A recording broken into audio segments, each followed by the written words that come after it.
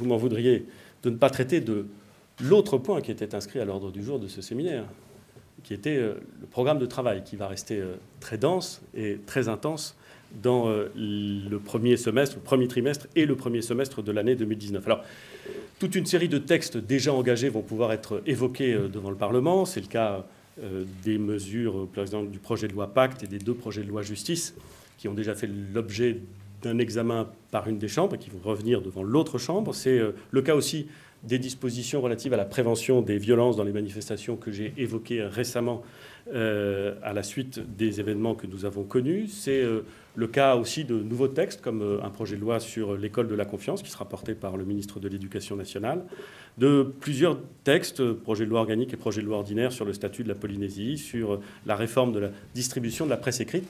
Nous avons un agenda, un calendrier parlementaire qui est chargé, et puis nous allons le nourrir de nouveaux textes, notamment des dispositions relatives à l'énergie, un projet de loi sur l'Alsace qui va permettre de transcrire dans le droit le contenu de l'accord et des engagements obtenus par l'ensemble des élus de l'Alsace avec Madame Gourault dans le cadre de la consultation qu'elle a remarquablement menée.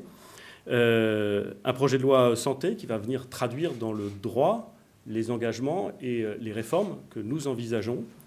Et puis, évidemment, dans le courant du premier trimestre, le projet de loi fonction publique qui a déjà fait l'objet de beaucoup d'échanges avec les organisations syndicales.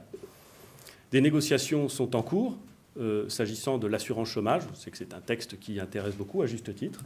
Ces négociations, elles sont en cours. J'ai moi-même donné aux organisations syndicales un peu plus de temps que ce que nous avions initialement fixé pour qu'elles puissent travailler à la définition d'un accord qui correspondrait, je l'espère, au cadrage que nous leur avons proposé.